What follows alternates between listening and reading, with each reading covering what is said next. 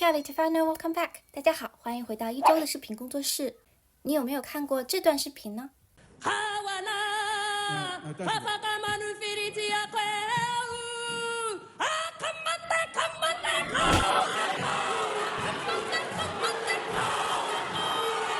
视频中的场景发生在新西兰议会，而视频中的女孩叫 Hannah Lafferty， 她是一名毛利党议员，她是一名00后，她才21岁，也是新西兰最年轻的国会议员，而她也是第一位在国会上跳起 Haka 来反对 Treaty Bill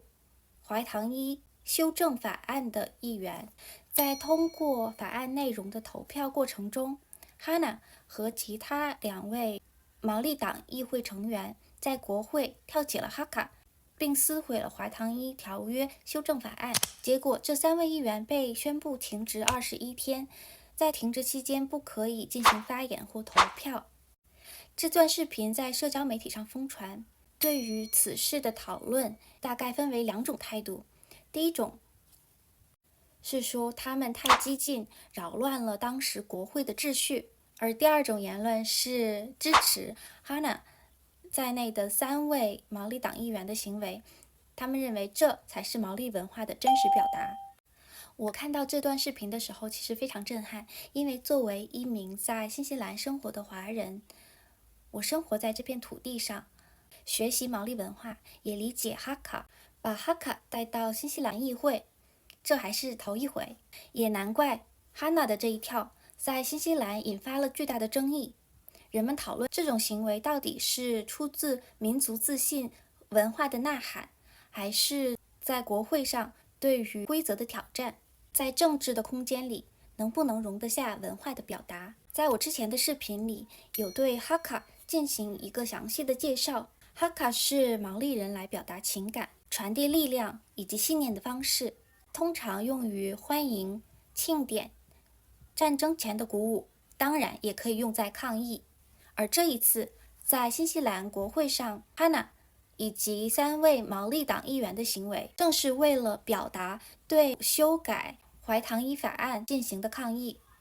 他们的行为被议长定为严重违反纪律，但对于毛利人而言，哈卡并不是表演。虽然这段视频在社交媒体上疯传，哈卡是态度，是立场，是语言，是他们发出那一声呐喊中背后祖先支持他们的精神力量。他们用哈卡的方式来表达，我们站在这里，我们有话要讲。那么问题来了，在这种政治的空间中，象征性的文化行为是否应该被看见，或者是应该被表达？而这并不仅仅是新西兰这一个国家所面临的问题，而是一个世界上很多多民族国家都在面临的问题，那就是当原住民的文化表达方式与当地的政治制度发生冲突时，谁该让步，又该怎样让步？有没有可能在尊重议会的稳定同时，又不压制文化上被边缘化的群体？因为在我看来，在这件事情中，哈娜的行为并不是一种文化表演，而是通过自己的文化站住了自己的立场，以自身文化表达带入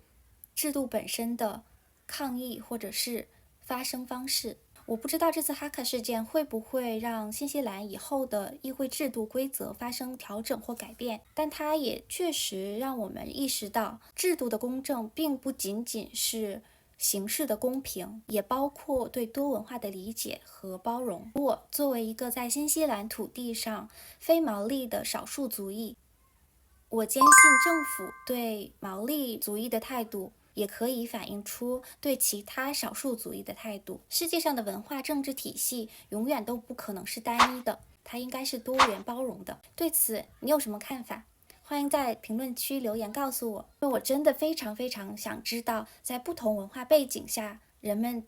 对多元文化国家和少数族裔、原住民文化接纳与保留的态度。如果你也喜欢我的视频，欢迎点赞、收藏并关注我的频道。我们下期见，Ka kite ano。